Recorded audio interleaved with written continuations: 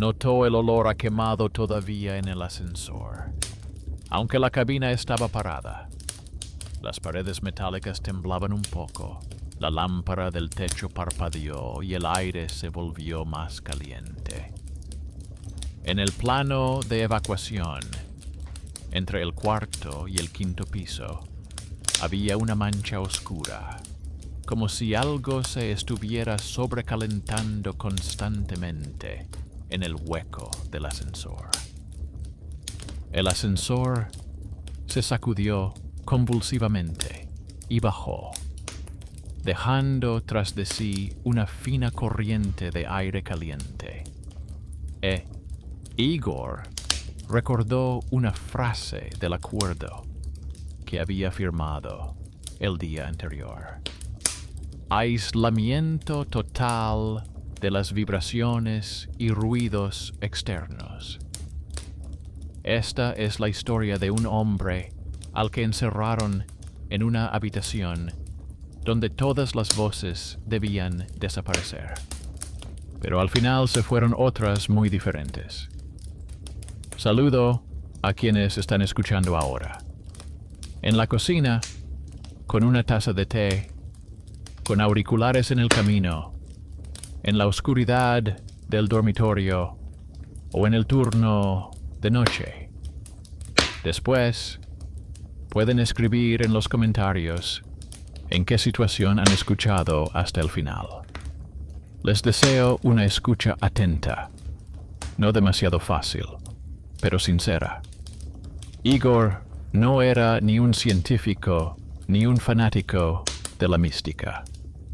Era lo que normalmente se denomina participante en la investigación.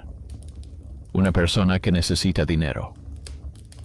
Durante el día trabajaba en un centro de atención telefónica y por la noche llevaba comida a su madre enferma a otro barrio. Tenía que pagar el alquiler, las deudas de la tarjeta de crédito, los crecientes gastos de los servicios públicos y la factura de la farmacia, que le amargaba el humor a su madre. El experimento del instituto prometía una suma suficiente para saldar los atrasos y pagar el examen. La formulación sobre la sensibilidad telepática le divertía menos que la línea con la suma de los honorarios. No encontró el anuncio en un foro esotérico, sino en la página web del instituto. Y todo habría parecido normal si no fuera por el nombre del laboratorio. En la invitación figuraba bloque de percepción ampliada. Había visto la misma combinación en un viejo formulario que encontró en la caja de papeles de su madre. En su juventud, ella había firmado un consentimiento para participar en algún experimento en el que también prometían aislamiento sensorial. Más tarde, su madre hablaba de ello con irritación, como de una moda tonta, y cortaba bruscamente cualquier pregunta. Ahora, el mismo apellido del director y el mismo nombre del laboratorio aparecían en su vida. El viejo vínculo no había desaparecido. Simplemente se había trasladado a otra línea del cuestionario. El edificio del instituto resultó ser una caja gris común y corriente en la frontera entre una zona residencial y una antigua zona industrial. Por dentro olía a linóleo y a aparatos viejos. En la pared colgaba una tabla de inspecciones. Recientemente, el sistema contra incendios había sido declarado apto, pero se recomendaba sustituir parte del cableado.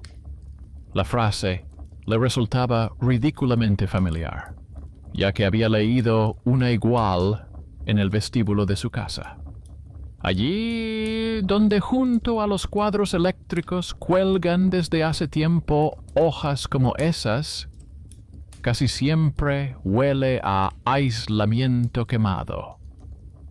Lo recibió una joven empleada, le quitó el teléfono y le mostró una taquilla metálica para guardar sus cosas.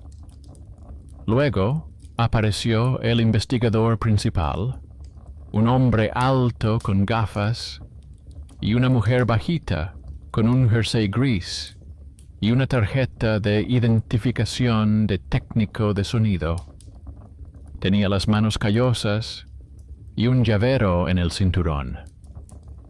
Al principio, Igor pensó que era la limpiadora, pero ella manejaba con seguridad el panel, anotaba algo en un diario y no le prestaba atención a él, sino al aparato. Fue precisamente su mirada la que se detuvo en él un poco más que la del director científico. La sala insonorizada parecía un almacén ordenado, revestido con paneles grises. Una puerta gruesa, una pequeña ventana a la sala de control, un sillón, sensores en el pecho, moqueta suave bajo los pies. En la esquina, una cámara bajo una cúpula transparente. En la pared, una rejilla de ventilación. Le dijeron que podía pulsar el botón del mando a distancia en cualquier momento y detener la sesión. La voz del altavoz sonaba tan tranquila que el botón parecía parte de un ritual, no una salida real. Cuando se cerró la puerta, la ciudad desapareció de un solo golpe. Solo quedaban su respiración y su corazón. En el silencio, esos sonidos se hicieron más fuertes. Oía cómo crujía la tela en el codo, cómo se le acumulaba la saliva, cómo le latía la sangre en los oídos. Al cabo de unos minutos, el cerebro comenzó a llenar frenéticamente el vacío. En su cabeza surgieron todos los pensamientos pesados que le eran familiares. ¿Cuánto le quedaba para cobrar el sueldo? ¿Cuándo había llamado por última vez a su madre? ¿Con qué pagar la tarjeta?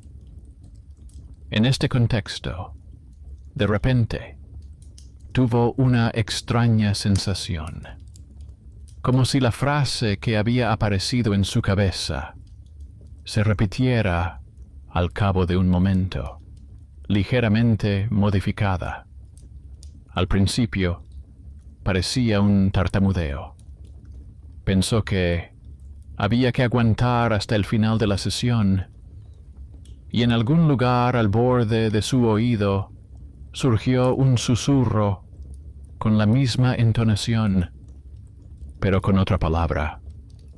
En lugar de aguantar, aparecía aguantar hasta el final o descansar. Se recordó a sí mismo la advertencia del acuerdo. Durante un aislamiento sensorial prolongado, pueden producirse efectos de eco. Cuanto más intentaba no prestarle atención, más claro se hacía el eco.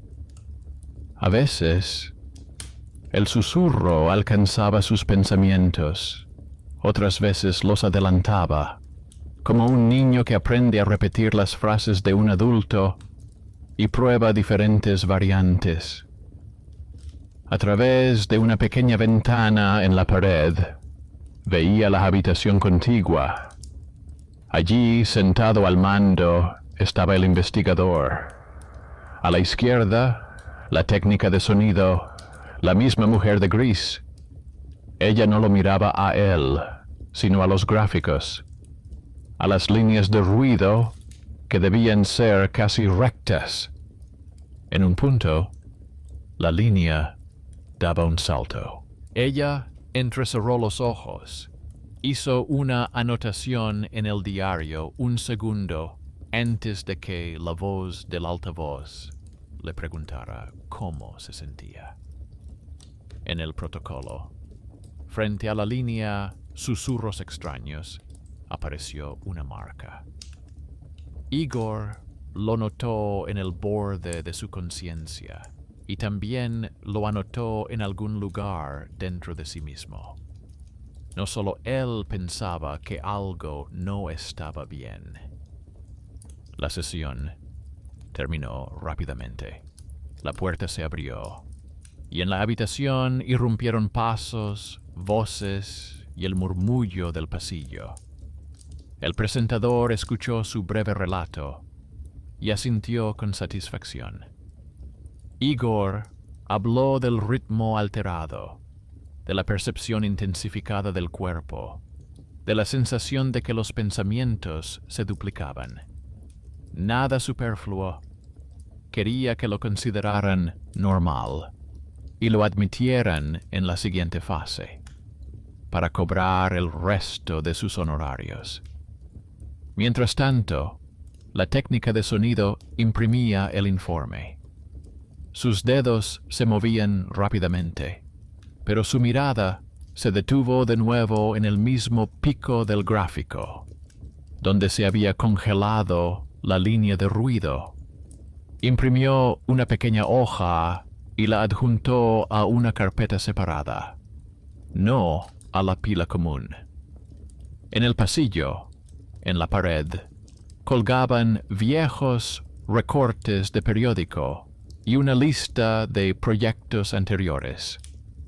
Entre ellos había una hoja amarillenta con el nombre de un antiguo programa de privación sensorial y un apellido que ya había visto en el formulario de su madre. Junto a él figuraba la fecha en la que su madre acababa de empezar a trabajar. Entonces, alguien de ese departamento le propuso ampliar su percepción.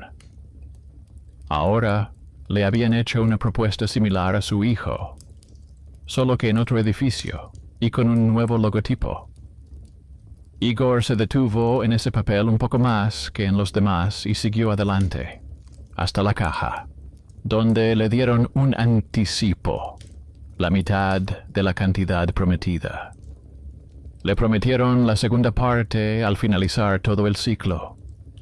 En casa le recibieron los sonidos habituales, la televisión tras la pared, el portazo de las puertas, el ruido del agua en la tubería. Cuando abrió el grifo de la cocina, el agua salió con un chorro irregular. En el ruido de la tubería, de repente distinguió una entonación familiar, no palabras, sino un ritmo similar al que tenía en la cabeza en la celda. Apretó los dientes y abrió y cerró el grifo varias veces. El ruido volvió a ser normal. Al día siguiente, en el ascensor, volvía a oler a cable quemado. En el panel de pisos, la luz de su piso parpadeaba un poco más que las demás, como si el ascensor estuviera pensando cada vez si debía subir hasta allí. Por la mañana, la radio del apartamento de al lado retransmitía las noticias y el tiempo. Igor se quedó tumbado escuchando hasta que se dio cuenta de que no estaba prestando atención al locutor, sino a las pausas entre frases. Allí, en un sutil silbido, volvía a resonar el eco doblado de sus propios pensamientos. Mientras daba vueltas en su cabeza la frase «Debería llamar a mi madre», la radio emitía la noticia de que a muchos les resulta difícil ayudar a sus seres queridos. Cuando pensaba en el deber, el locutor utilizó inesperadamente una palabra poco común que él acababa de repetir mentalmente. Casualidad, cerebro manipulado, efecto de selección. Conocía todas las explicaciones. Pero una parte de él entendía que desde el momento en que salió de la cámara, había al menos dos voces en el mundo.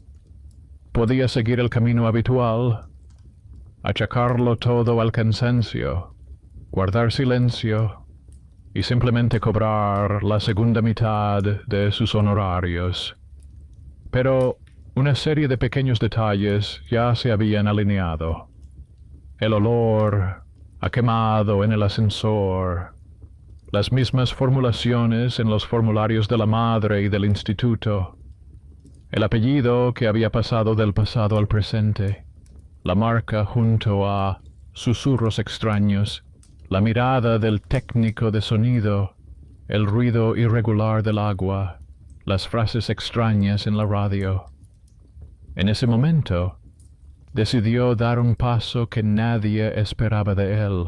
No al templo ni al médico, sino a la parte más aburrida de este mundo, a quienes llevan los registros de turnos, imprimen informes y guardan carpetas con gráficos impresos. Allí donde un hombrecillo con un manojo de llaves a veces se da cuenta de lo que a los científicos les conviene dejar fuera de su ámbito.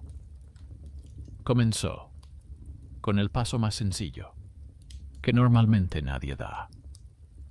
El día de la segunda sesión, llegó al instituto no a la hora acordada, sino una hora antes.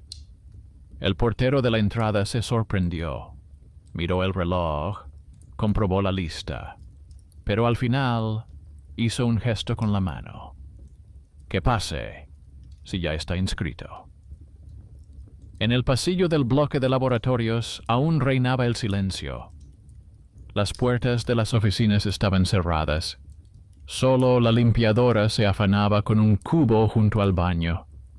Junto a la puerta con el letrero «Puesto técnico» brillaba una tenue bombilla, y tras el cristal se veían estanterías con carpetas. Igor se quedó allí, fingiendo buscar el baño, mientras observaba quién entraba y salía.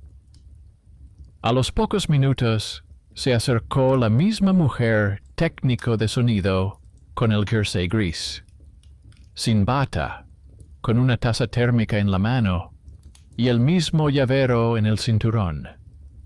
Abrió la puerta técnica, ya dispuesta a entrar, y en ese momento lo vio. En su mirada se reflejó la cautela de alguien acostumbrado a que los pacientes no entraran allí. Igor no le contó nada sobre los susurros de los grifos y la radio. Eligió lo que podría interesarle como especialista.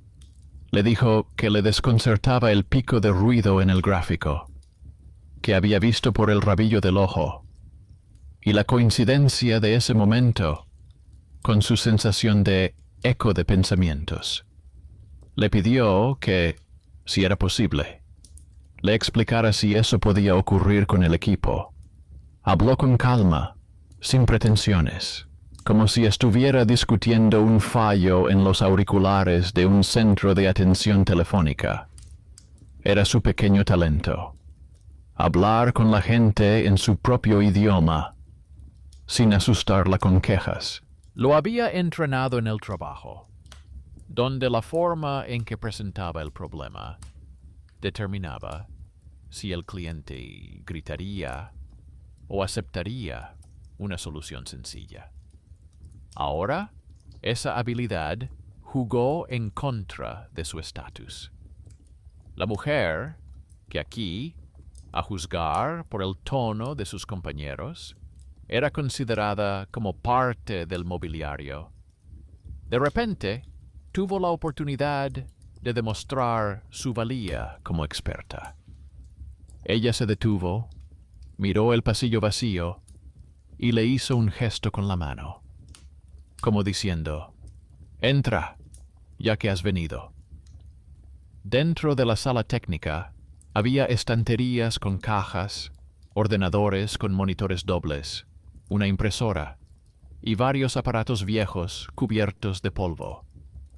En la pared colgaba un cuadro con los turnos de los técnicos de sonido y, debajo, una hoja separada con anotaciones a mano. El apellido de su madre no aparecía allí, pero en la cabecera colgaba una copia de un antiguo protocolo con sello oficial. El horario de las sesiones de privación sensorial de hacía más de 30 años. Debajo había una nota. Archivo. No utilizar. La mujer acercó una silla. Abrió en el ordenador la carpeta con los datos de la sesión del día anterior. En la pantalla aparecieron gráficos. Líneas rectas, con raras fluctuaciones. Señaló el mismo pico que Igor había notado. Dijo que, en teoría, eso era posible si, en un momento de aislamiento total, se producía un impulso procedente de una fuente externa. Por ejemplo, si alguien en la habitación contigua cerraba de golpe la puerta o dejaba caer un objeto metálico. Pero ayer, según ella, el pasillo estaba en silencio y la oficina de al lado estaba vacía. Golpeó la carcasa del ordenador como si fuera una vieja lavadora y añadió que, aunque los aparatos eran viejos, si hubieran dado picos constantes, ya lo habrían notado. Él le preguntó si alguna vez los participantes habían hablado de susurros extraños. Por un segundo, ella se tensó, como si él hubiera metido las narices donde no debía. Luego, sin mirarlo, abrió otra carpeta, una carpeta de archivo con la marca del antiguo programa. Allí había protocolos escaneados con anotaciones escritas a mano. Frente a algunos apellidos había la misma palabra, eco. A veces se añadían frases sobre voz ajena y sensación de repetición.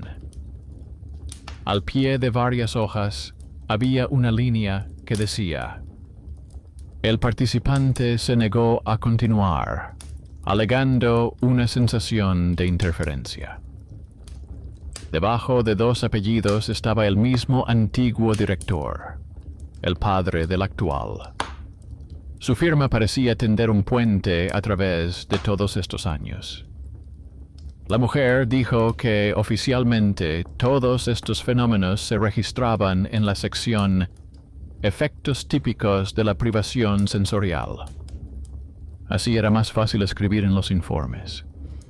Pero ella se sentó durante muchos años frente a los instrumentos y vio que los picos de ruido no coincidían con el pulso ni con la respiración, sino precisamente con los momentos en los que las personas describían después los susurros.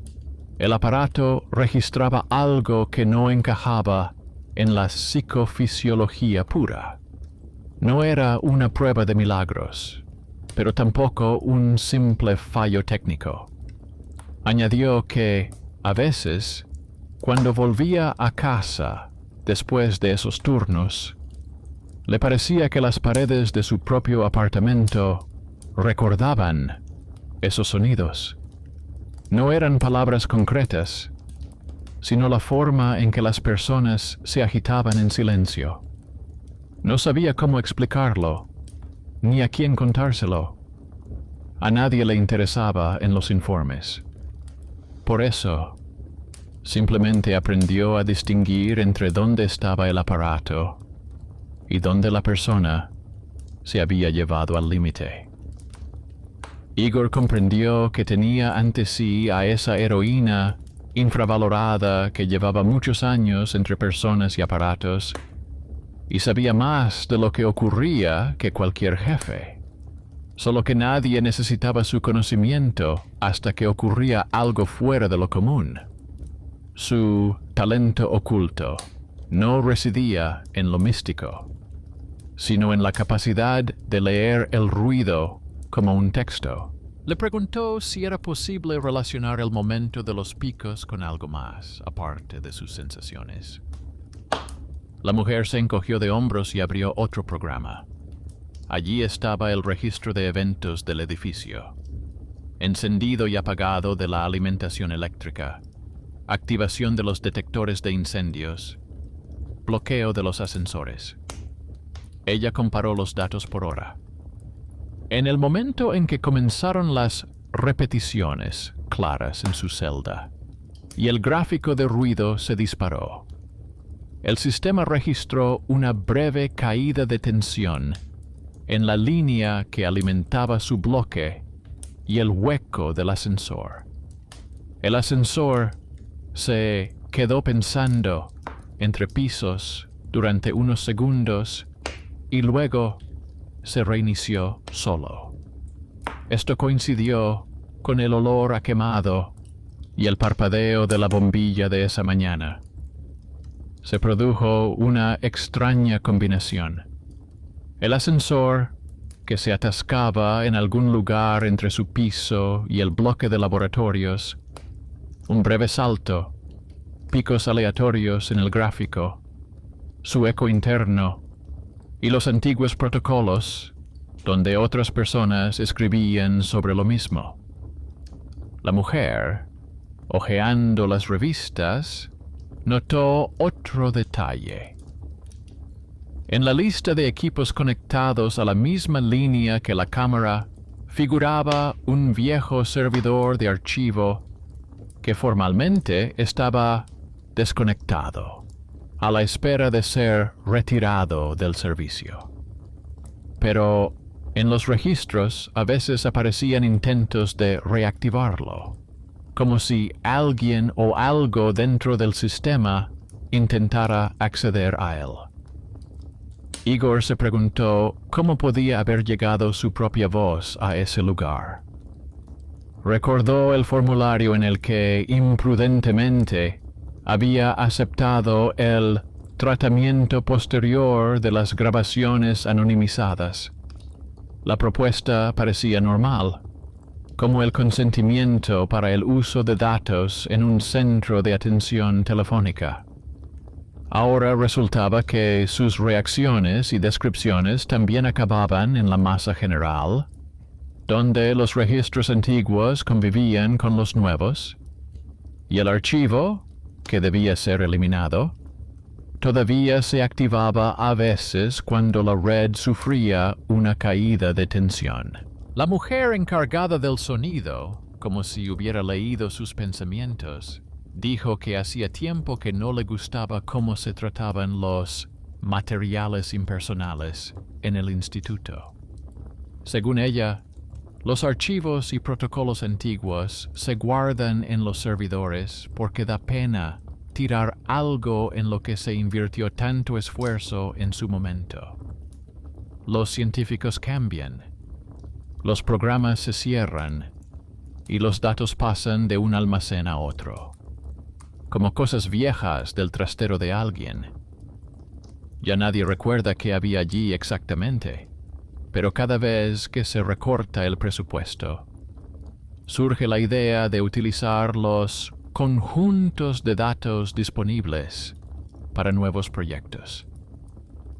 Ella no le ofrecía soluciones, simplemente le permitió ver la cadena, el antiguo experimento en el que figuraba su madre, el programa actual en el que él participaba, el servidor de archivos conectado a la misma línea que la cámara, el ascensor que se sacudía en los momentos de caída, y los gráficos de ruido en los que los breves picos coincidían con lo que la gente describía como susurros. Igor salió de la sala técnica con una copia de una impresión en el bolsillo. La mujer solo había anotado la hora del pico y la caída de tensión, sin más detalles. Era su pequeña ayuda, un paso que dio rompiendo su costumbre interna de no sobresalir.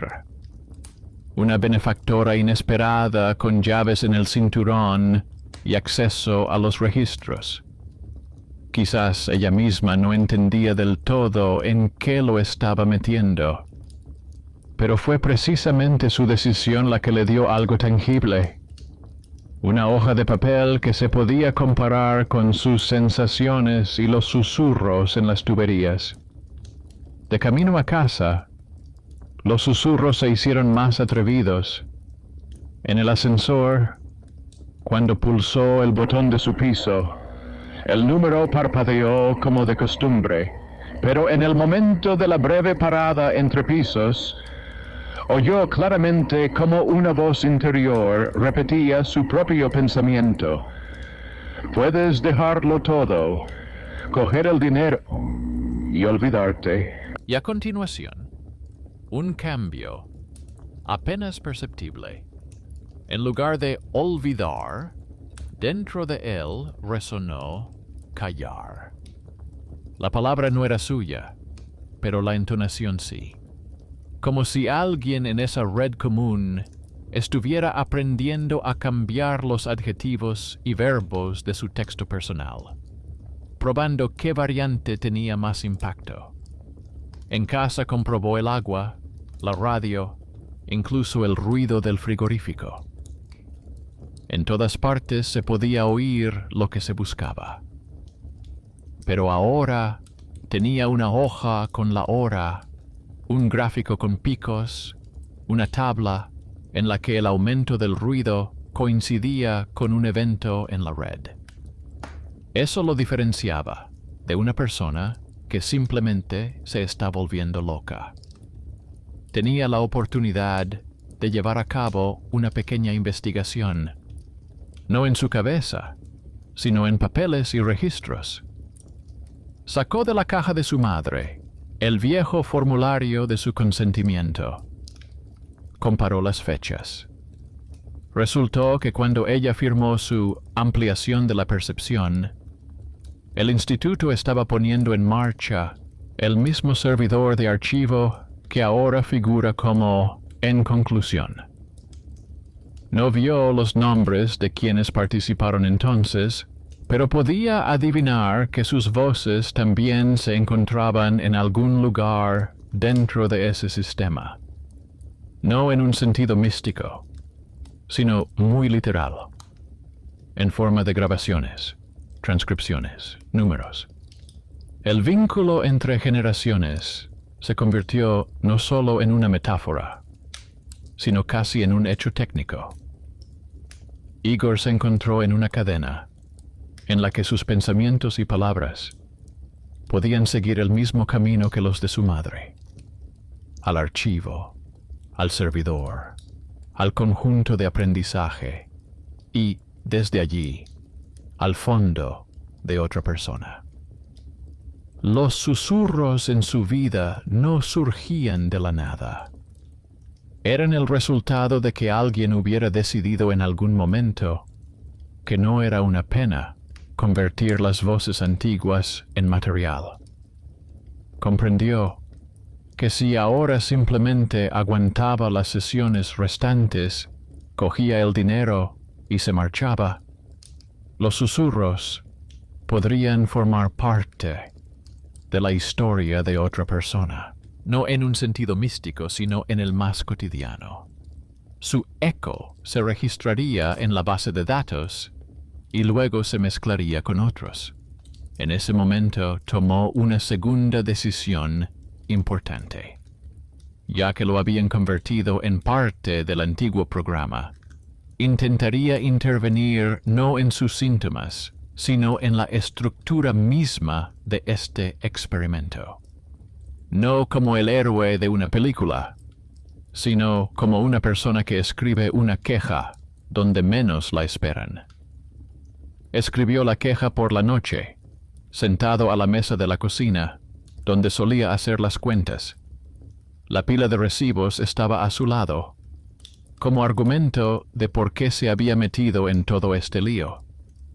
En el documento No mencionó ni el ascensor, ni los susurros en las tuberías. Solo describió lo que se podía comprobar. La coincidencia de los picos de ruido en los gráficos con las caídas de tensión, la existencia de un antiguo archivo en la misma línea que el equipo, la formulación del consentimiento para el tratamiento posterior de datos anonimizados, el contorno general del antiguo programa en el que participaba su madre. Al final, añadió una frase seca, en la que decía que no daba su consentimiento para que sus reacciones pudieran mezclarse técnicamente con los materiales de generaciones anteriores sin posibilidad de rechazo. Los susurros no cesaban mientras escribía. Cada una de sus frases parecía pasar por un filtro invisible que sugería en silencio versiones más convenientes para alguien. Donde escribía, solicita una aclaración. En su interior surgía la opción, solicita confirmación de seguridad. Cuando formulaba que se reserva el derecho de dejar de participar, una voz interior le sugería, confía en la profesionalidad del equipo. Igor se sorprendía a sí mismo, buscando por costumbre palabras suaves. Tenía que releer lo escrito y volver a colocar las formulaciones más precisas. Envió la queja a dos direcciones. Una, a la persona de contacto oficial del laboratorio, y la otra, al Departamento General de Relaciones con los participantes en la investigación. Adjuntó a la carta una hoja escaneada con la anotación del técnico de sonido y el antiguo formulario de consentimiento de la madre. Sabía que las posibilidades eran escasas. Normalmente, este tipo de cartas se pierden entre la correspondencia general. Pero este intento era lo único que le devolvía, al menos en parte, la sensación de control. La respuesta del laboratorio llegó rápidamente y fue previsible. Una fórmula cortés de agradecimiento por su amable atención, referencias a que todos los procedimientos se llevan a cabo de conformidad con las normas y una propuesta para discutir todo personalmente con el director del proyecto. Al final, un suave recordatorio de que la interrupción de la participación conllevaría una revisión de las condiciones de pago. Una voz en su cabeza repitió casi con aprobación. Revisión de las condiciones, como si disfrutara de la propia construcción. Igor sintió cómo surgía en su interior el habitual deseo de aceptar, de no discutir, de no perder dinero. No hubo respuesta durante mucho tiempo a la segunda carta, dirigida al Departamento General. A los pocos días, decidió que allí se quedaría. Pero aproximadamente una semana después, recibió una llamada de un número desconocido. La voz, al otro lado del teléfono, se presentó como miembro de la Comisión Interna de Ética de la Investigación. Dijo que había recibido su solicitud y que quería aclarar algunos detalles. Le pidió que no le contara sus sensaciones, sino los hechos. La hora, la secuencia, quién dijo o hizo qué. Igor expuso con precisión su mini investigación sobre el registro de eventos, el servidor, el ascensor y las coincidencias. La voz al otro lado no le interrumpió ni intentó suavizar las cosas en ningún momento. Solo al final le preguntó si estaba de acuerdo en que su queja se considerara formalmente y no como comentarios sobre su bienestar. Este hombre se convirtió en otro benefactor inesperado, no uno que llegara con gran autoridad, sino uno que tenía suficiente acceso para sacar viejas carpetas y hacer preguntas incómodas. No prometió nada. No se ofreció a investigar personalmente. Solo informó de que durante la investigación algunos procedimientos podrían suspenderse. Igor comprendió que se trataba de él y de otros como él, que habían sido contratados a través de anuncios. La siguiente visita al instituto ya no se pareció a una sesión habitual. En la recepción, le pidieron que esperara a que salieran a buscarlo. En lugar de la empleada habitual, lo recibió el mismo investigador principal, pero sin bata, con una camisa normal. Se comportó de manera muy correcta, pero en sus gestos se notaba la irritación de alguien a quien habían distraído de algo importante. En una pequeña oficina con un ventilador silencioso en el alféizar de la ventana, el investigador le pidió que le contara sus quejas verbalmente. Igor notó que sobre la mesa había una copia impresa de su queja con anotaciones a lápiz en los márgenes. El investigador habló de malentendidos. Se refirió a las normas internacionales y aseguró que los datos antiguos solo se utilizaban de forma anónima, que nadie escuchaba los pensamientos de nadie. Pronunció la palabra voces una vez y enseguida la corrigió por respuestas del sistema nervioso. Igor, al escuchar, sentía cómo sus susurros internos casi se fundían con el tono de voz de ese hombre. Cualquier intento de llamar a las cosas por su nombre se veía inmediatamente envuelto en términos suaves. Era casi la misma estructura que tenía en su cabeza, solo que ahora estaba fuera. En un momento dado, el investigador notó que Igor hacía pausas con demasiada frecuencia, como si estuviera consultando algo en su interior. Le preguntó si quería hablar con el psicólogo del proyecto. Igor comprendió que una palabra más en falso y su queja pasaría cuidadosamente de la categoría de ética a la de reacción individual del participante. Entonces, toda la historia se convertiría en una cuestión de su estabilidad personal.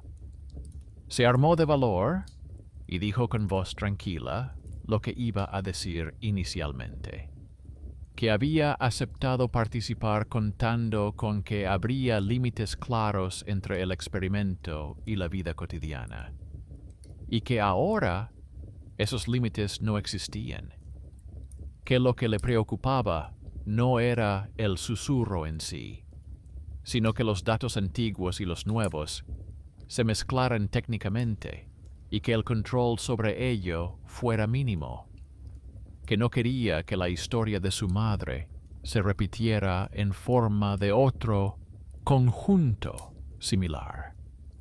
El investigador lo escuchó, conteniendo visiblemente su irritación.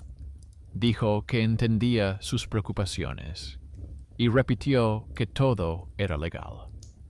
Pero al final soltó una frase que desentonaba con la fluidez general. Mencionó que el archivo realmente no se había podido eliminar durante mucho tiempo porque se consideraba una base de datos única con un alto grado de respuesta de los participantes. Esa palabra, respuesta, se le quedó grabada en la mente. En ella, En lugar de una mística indefinida, se vislumbraba un motivo bastante simple. En algún momento, la fuerte respuesta emocional de alguien se convirtió en un caso estadístico representativo. Y ahora, aquellos que quieren demostrar la eficacia de sus programas se sienten atraídos por él. Al salir del despacho, Igor volvió a pasar por delante de la sala técnica.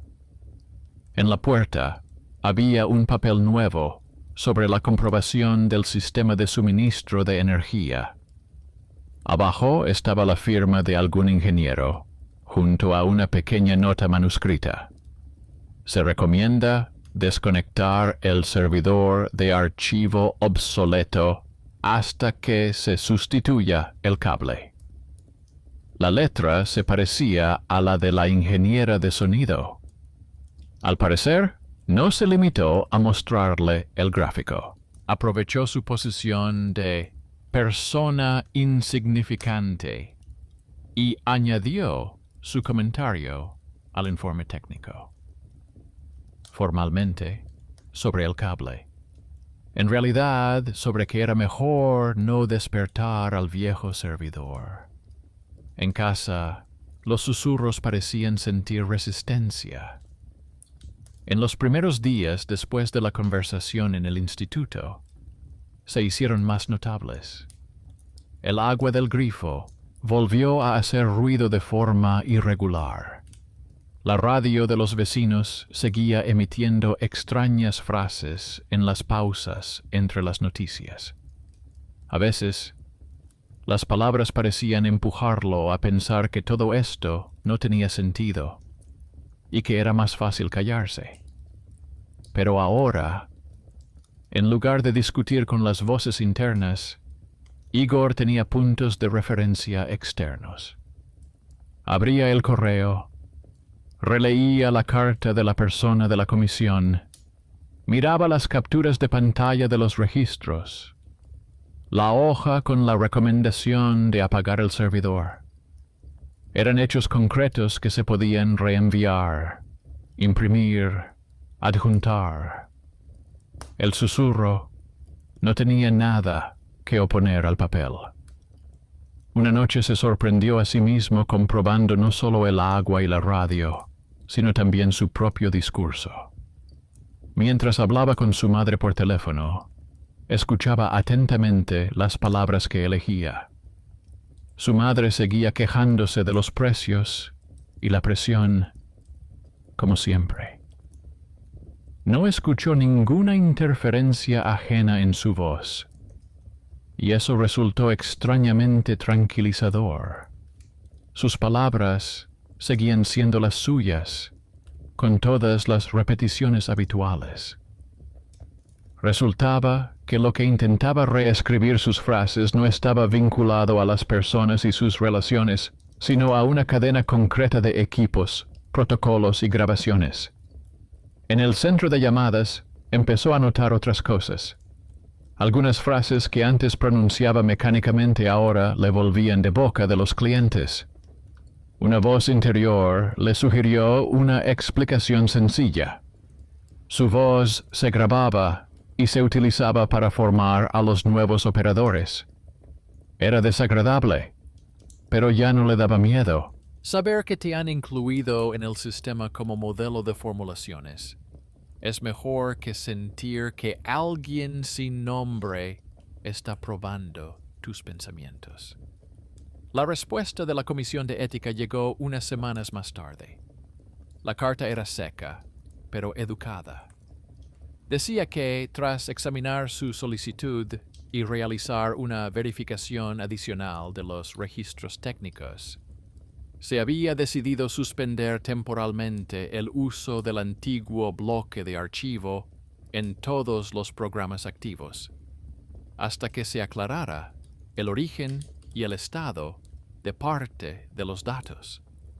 En una línea aparte, se indicaba que a los participantes cuyos familiares hubieran figurado en el pasado en investigaciones similares, Se les ofrecería asesoramiento individual y la posibilidad de retirar su consentimiento para el uso de sus registros anonimizados. Formalmente fue una pequeña victoria, escondida en una carta oficial. No fue un escándalo sonoro, ni el cierre del laboratorio, sino un cambio sutil de actitud. Fue uno de esos casos en los que la gente pequeña, el técnico de sonido, el ingeniero, el miembro de la comisión, ejerció discretamente su influencia. El susurro recibió esta carta con un intento de menospreciar su contenido. Inmediatamente surgió la idea de que, en esencia, nada cambiaría, que todo volvería a ser como antes en cuanto se presentara la primera oportunidad. Pero detrás de esta idea no había ningún hecho, solo cansancio.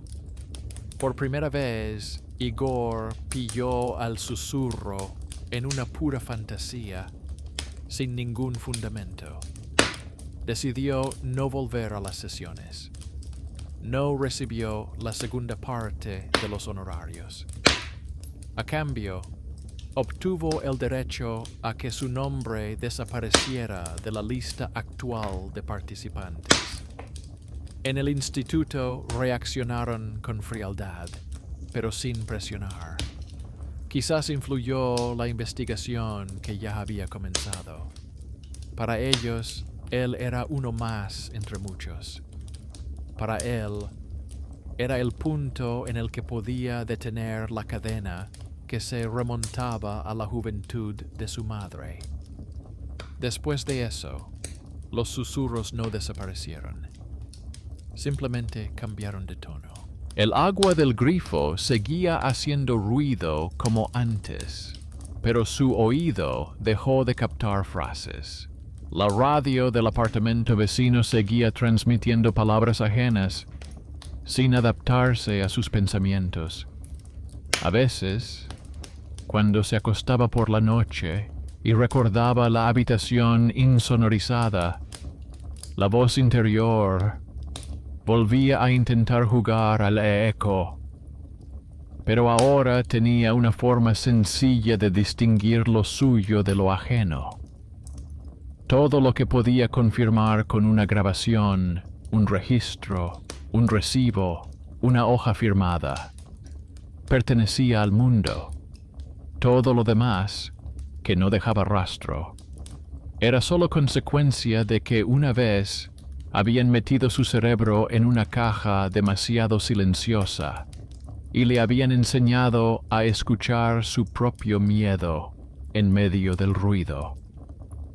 Quedaba un último detalle que había estado en el aire todo este tiempo. La vieja caja con los papeles de su madre y la pregunta de qué hacían realmente con sus voces en aquella época, cuando aún no existían los archivos digitales ni los servidores. Para terminar realmente esta historia, era necesario volver al lugar donde todo había comenzado mucho antes que él. Ni siquiera al laboratorio, sino a esa parte del pasado que su madre había ocultado durante muchos años. Aplazó durante mucho tiempo el viaje para visitar a su madre, como se aplaza una conversación desagradable que no se puede cancelar. La excusa formal se presentó por sí sola. Tenía que llevarle medicamentos y ayudarla con los recibos. El verdadero motivo era otro. En aquella caja que ella guardaba en el armario, se encontraba la parte que le faltaba de su propia historia. Hasta que no la mirara junto con ella, cualquier carta de la comisión seguiría siendo solo la mitad de la solución. Su apartamento seguía igual que cuando él era niño. El viejo sofá, la alfombra, la mesa de la cocina llena de latas, el televisor que funcionaba casi sin sonido. De la cocina salía el olor a sopa y medicinas. Al verlo, su madre empezó a hablar, como de costumbre, de los precios, los vecinos y el tiempo. Él la escuchaba y se sorprendía a sí mismo, prestando atención no solo a las palabras, sino también a las pausas. No había eco. Su voz sonaba uniforme y familiar, con los viejos matices de cansancio, pero sin ecos extraños. Sacó de la bolsa el viejo formulario de su consentimiento y una copia impresa reciente de la carta de la comisión. Los dejó sobre la mesa, entre el plato y el paquete de pastillas. Al principio, su madre intentó fingir que no se daba cuenta. Luego se rindió, cogió las hojas y se ajustó las gafas.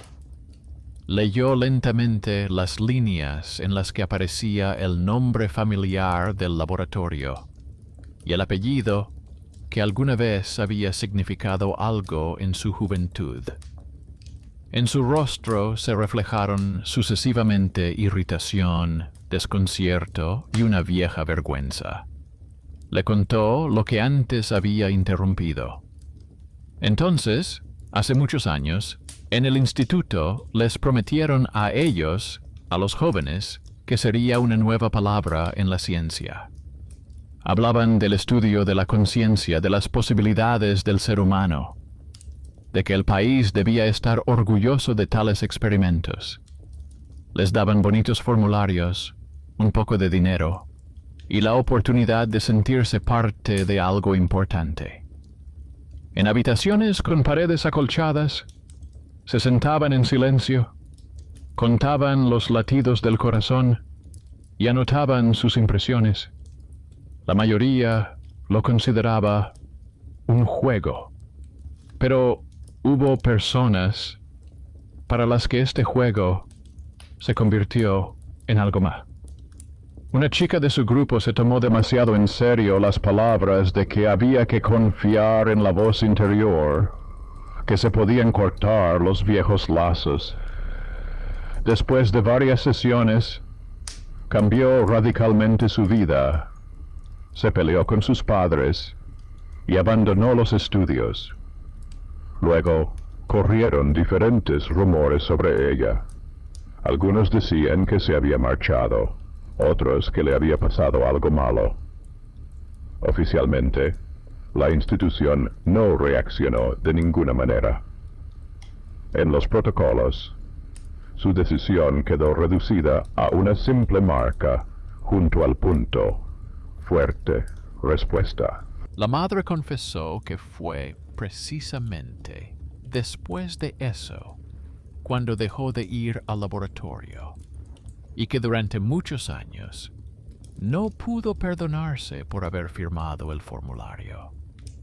Ahora, al mirar la carta de la comisión, vio su participación de otra manera, no como un error juvenil ni como un episodio privado, sino como el comienzo de una larga cadena que se extendía hasta su vida. Su firma en el antiguo consentimiento se convirtió en ese pequeño paso que permitió conservar el archivo. Su consentimiento para el tratamiento anónimo continuó esa línea. Cuando él le habló de la cámara, los susurros y el viejo servidor, ella se quedó callada durante un largo rato y luego dijo que todo eso no parecía un milagro, sino la codicia de otra persona. Alguien, en algún momento, no quiso deshacerse de sus datos y se le ocurrió un nuevo uso para ellos. Él le propuso hacer lo que ella no había podido hacer en su juventud: redactar una declaración de revocación del consentimiento para el uso de sus antiguas grabaciones. Le explicó que ahora los participantes tenían esa posibilidad, que la comisión lo había reconocido. Al principio, su madre lo descartó, diciendo que habían pasado demasiados años y que seguramente todo estaba muy confuso en el archivo. Pero luego tomó un bolígrafo y entonces, de forma inesperada, se reveló su propio talento oculto. Tras muchos años trabajando con papeles en la oficina, sabía cómo formular correctamente las solicitudes. No le avergonzaban los términos jurídicos.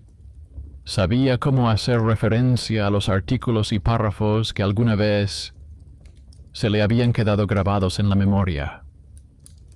Juntas redactaron el texto. No había emociones, solo hechos.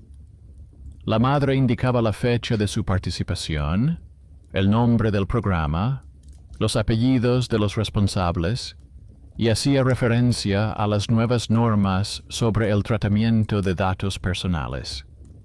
Exigía que se dejara de utilizar cualquier registro suyo y que se destruyera o se conservara sin acceso. Pidió una copia del documento que confirmara las acciones realizadas. En esta declaración, no había ni una sola palabra sobre voces y susurros, solo un lenguaje frío y comprensible para la institución. Cuando envió la carta, un breve susurro interno intentó interponerse. Sugirió que eso no cambiaría nada, que el archivo era demasiado resistente. Pero ahora ya tenía suficientes ejemplos de pequeños pasos que cambiaban los detalles. La técnica de sonido con su nota, el ingeniero con su firma, la persona de la comisión. No destruyeron el sistema, pero lo obligaron a eliminar un viejo servidor de la red. Si se puede sacar otro enchufe de la toma de corriente, ya no es una tontería. La respuesta no llegó de inmediato, pero llegó.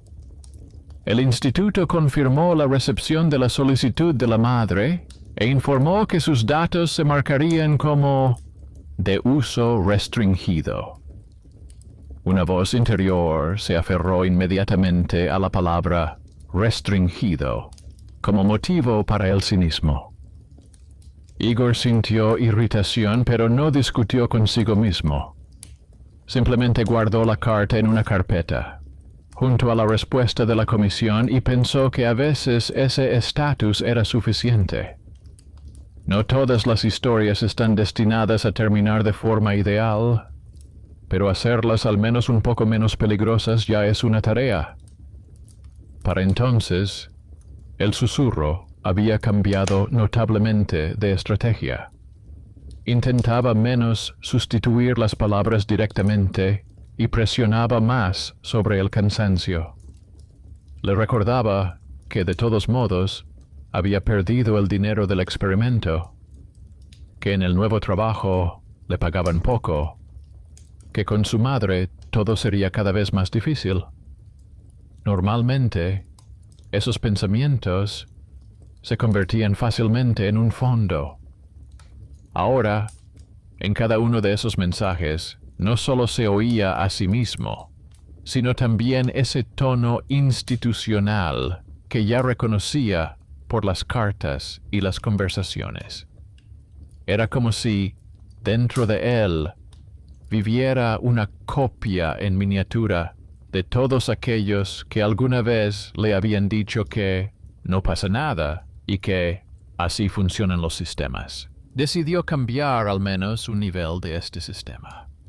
No podía dejar el call center, ya que era su principal fuente de estabilidad, pero rechazó cualquier trabajo extra relacionado con la venta de palabras y estados ajenos. Varios conocidos le propusieron que probara suerte en las consultas, ya que había ido al laboratorio, y había experimentado algo. Se negó, incluso cuando necesitaba mucho dinero. La experiencia le había demostrado lo fácil que era para la persona que estaba al otro lado del micrófono convertirse en un conducto de los intereses ajenos. En lugar de eso, empezó a hacer lo que antes le parecía sin sentido. A veces escribía reseñas largas y no anónimas sobre cómo funcionaban los diferentes servicios, donde se recopilaban y utilizaban los datos impersonales. En algunos casos, estos mensajes eran ignorados, en otros aparecían respuestas formales, y a veces veía pequeños cambios. Nuevas líneas en las políticas, casillas que había que marcar manualmente, la posibilidad de rechazar. No se hacía ilusiones de que una sola persona pudiera detener un gran flujo, pero cada resultado era como otro dispositivo desconectado de la línea. Con el tiempo, se estableció un nuevo equilibrio en su cabeza. Los susurros no desaparecieron, pero cambiaron de función. Donde antes le empujaban a decir palabras que convenían a los planes de otros, ahora se limitaban a repetir lo que Igor temía reconocer. Le recordaban, por ejemplo, que estaba cansado, que le daba miedo el futuro, que su madre estaba envejeciendo. Ya no se trataba de un control externo. Eran sus propios miedos sinceros, de los que antes huía, refugiándose en el ruido. Ahora, tras experimentar el silencio total y sus consecuencias, había aprendido a distinguir entre su propia voz y las voces que tenían intereses. En su madre, el susurro se manifestaba de otra manera. A veces confesaba que, al acostarse, recordaba aquel viejo experimento y sentía como si las paredes de la habitación temblaran ligeramente por las voces del pasado. Pero ahora, sabiendo que sus grabaciones ya no se reproducían en programas comunes, se sentía más tranquila. Esos recuerdos permanecían dentro de su historia personal y no se convertían en materia prima para nuevos juegos. El instituto seguía funcionando. En su sitio web aparecían nuevas descripciones de proyectos, formulaciones más precisas y secciones actualizadas sobre los datos. En el gráfico de suministro de energía, el antiguo servidor de archivo figuraba como desconectado y en espera de ser desechado. Para la mayoría, era una línea sin importancia en un documento. Para unas pocas personas, era el resultado de una cadena de decisiones que comenzó cuando uno de los participantes vio un pico innecesario en el gráfico y se tomó la molestia de señalarlo. Por las tardes, cuando Igor regresaba a casa, el ascensor seguía chirriando, la bombilla parpadeaba y en la entrada olía a polvo y a algo quemado. El agua del grifo hacía ruido y la radio de los vecinos seguía hablando con voces ajenas.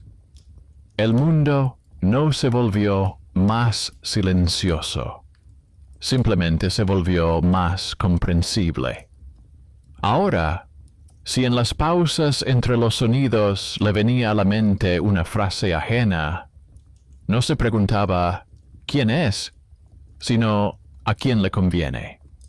Si no encontraba la respuesta en forma de contrato, carta, publicidad o interés ajeno, lo achacaba a su propio cansancio. La historia de la habitación donde desaparecen las voces terminó en su vida no porque el silencio venciera al ruido, ni porque él adquiriera un don especial.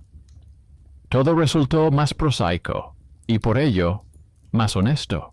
Varias personas, a las que normalmente no se presta atención, dieron a tiempo sus pequeños pasos. La técnica de sonido, que notó un exceso de ruido, el ingeniero, que escribió una línea sobre el viejo servidor, el empleado de la comisión, que sacó el archivo, la madre, que muchos años después retiró su firma, él mismo, que se negó a participar en el viejo juego. Juntos no vencieron al sistema, pero cambiaron ligeramente el panorama del mundo. Lo terrible de esta historia no desapareció, simplemente cambió de forma. Resultó que lo más inquietante no eran los susurros de las paredes, ni el eco en la cabeza, sino la disposición de las personas a ceder sus votos a quienes prometían a cambio explicarles la vida.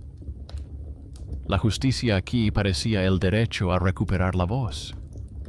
No era un milagro ni un castigo, sino la oportunidad de decir en algún momento: a partir de ahora, este sonido seguirá siendo mío y no ajeno. Esto resultó ser suficiente para que incluso en el silencio total de la habitación insonorizada que a veces soñaba por las noches, no oyera el eco ajeno, sino solo su propio corazón, con todos sus fallos, pero sin la intervención de nadie más.